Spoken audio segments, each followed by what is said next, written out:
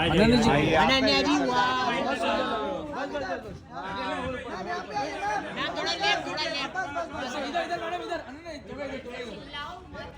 Happy birthday मेघन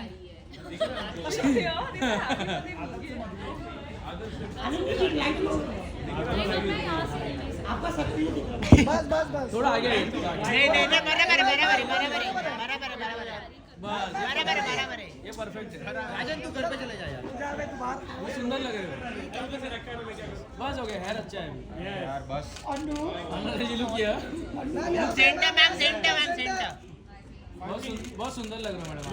ma'am centre beautiful gorgeous pretty everything ma'am सबको ऐसा ही कहते हैं। नहीं ये सबको ऐसे ही कहते हैं बराबर